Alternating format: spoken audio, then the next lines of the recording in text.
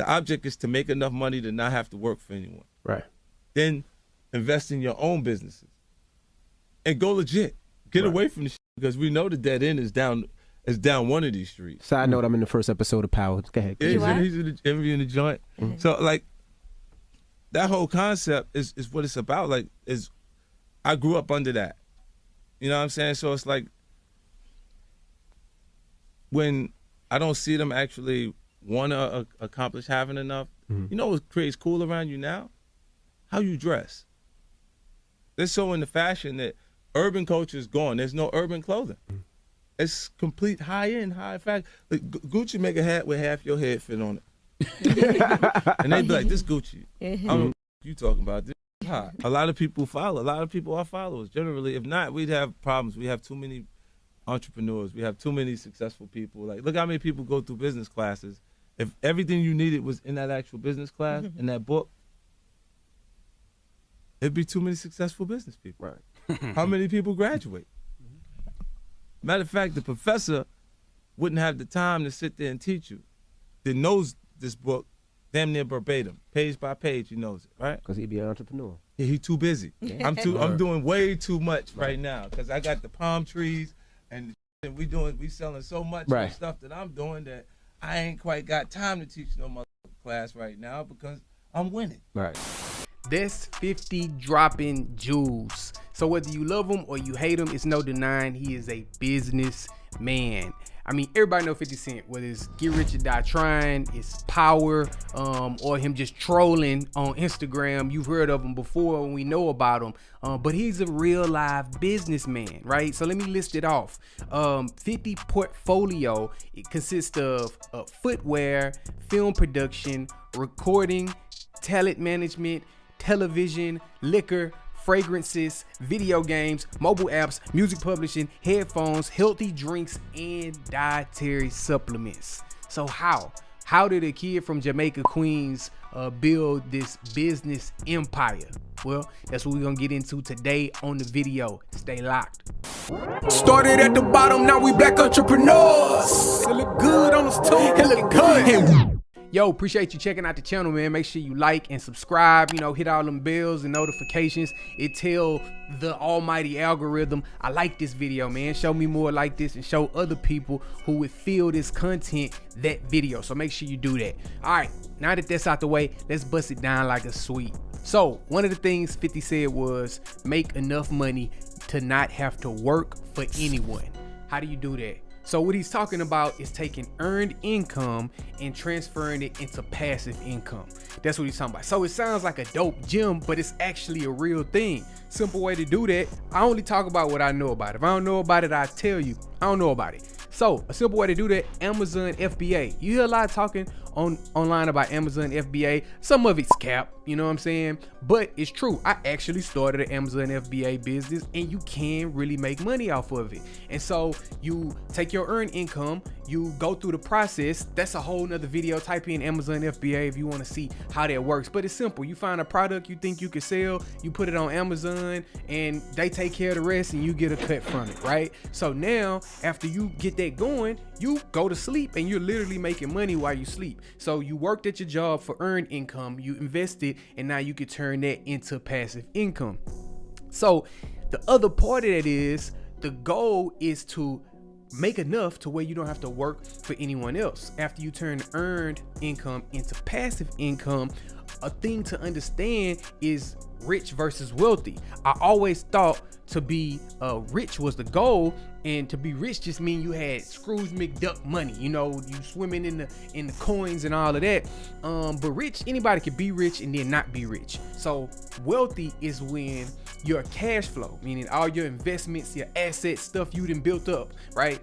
Your income, your cash flow from that surpasses your expenses. So it don't matter if you only got $1,000 of expenses. If your assets and your investments in your business are making you $1,500, you are wealthy because you don't have to work for the money, trade your time for dollars. Another thing he said was invest and go legit. Invest and go legit. Now, it's a lot of companies that started dirty, right? So Apple started dirty. They started with a little device that helped you still collect calls back in the day, right? Coca-Cola had real cocaine in it. You know what I mean? So many car companies, whether it be Ford or Volkswagen, was really Nazi supporters. You know what I'm saying? So it's so many of the great American companies that we see today that started dirty, bro. So don't let that deter you. You know what I'm saying? If you had to get it how you live, you got it out the mud or whatever, you know what I'm saying? Or even if you just feel like you less than, like, you know, how can you be Apple? How can you be Coke? Man, them boys started just as dirty as your cousin did. You know what I'm saying? And so you can clean that up and then you could go legit, right? Another thing, live through your business. I believe it was Steve Jobs who got paid $1 a year. And you can do that. That's not abnormal for these guys with these big companies to do that, because you live through your business. Your house, your car, you know, your insurance, everything is through the business. And that's the purpose for having LLCs. LLCs, right? LLCs are, you hear a lot about it online about getting your LLC and all of that. I mean, you don't have to have an LLC to start your business, but once you start growing, then the LLC is a good way to remove you as a person and then just go through the business. So if somebody try to snipe at you, somebody try to sue you or something like that, they can sue the business and not you, right? And the last thing with invest and go legal is leave the hood. Yeah, I said it. I'm from there, and yeah, I said it, man. Leave the hood. Don't abandon the hood, but leave the hood. You know what I'm saying? A lot of my partners never even get outside of their block, right? But you gotta leave the hood to see what's all out there. Boys is legit going to the moon. You know what I'm saying? And if we can't get off our block, then we ain't never gonna be competition, man. So we can go get all the resources, get all the knowledge, and then we can come back and invest in the hood, build up the hood, allow the hood to not just be the hood, but for it to grow, not just by gentrification, but what we could bring back to it. Yo, if you're getting any value out of this, make sure you like and subscribe, hit the bell notification and all that good stuff, all right?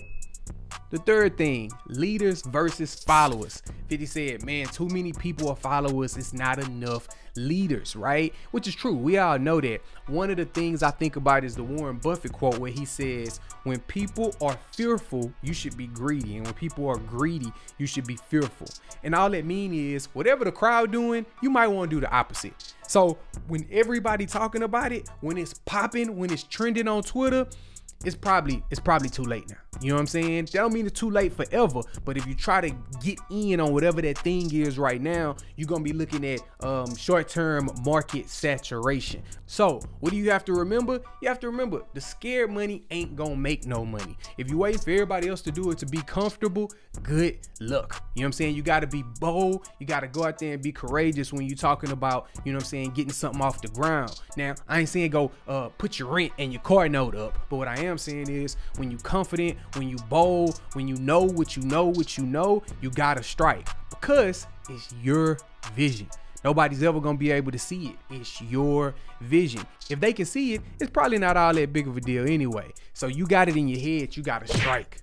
And last thing is he throw a shot at the business teacher. He say, man, hey, if everything a person needed to be successful was in a book, then that teacher wouldn't even have time to teach the class. It's because there's more to it than that. So it's a difference between book knowledge and applied knowledge. So it's just a step. Book knowledge, get it. You got to do that first, but then you got to apply the knowledge. Reason is, it's probably not going to go how you think it's going to go. How you have it set up in your head and how you think everything gonna play out, it's probably not how it's gonna go. So when you take that book knowledge and start applying it, you'll be able to execute, assess the situation, and then realize there was too much this way, too much that way. Let me readjust, let me do it again, rinse and repeat. And when it comes to that, it can't be no fear. Something that I saw and I loved is the players with the most missed shots in NBA history. The player with the most missed shots ever in NBA history, Kobe Bryant. And he's also one of the greatest. On that top 10 list, you're also gonna find Allen Iverson, and you're gonna find Jordan. You know what I'm saying? So that's why they great, because they had to put them shots up. You know, you can read about, you know, them, and you'll see they wasn't worried about missing. They were so focused on making it. Yo, if you made it this far into the video, shout out to you, man. I'm rocking with you. I appreciate the love. I know this can sound like Dope, yeah, okay, bet where I go from here. Well, we actually got a Patreon community, Literacy Kings Patreon community, where we locked in and we helping each other break down books, build up culture, actively invest, and then support each other as well, man. So make sure you hit the link so you can check out the Patreon community. You also get exclusive content. You'll see stuff before anybody else does. Now make sure you like this video, subscribe, hit the bell notification, and let us know in the comments what other clips you want us to see. If you like this video, you probably like this one or you'll like that one. So check them out. Until next time, I'm Corey Paul, Literacy Kings. Love. Started at the bottom, now we black entrepreneurs. It look good on us too. It look good.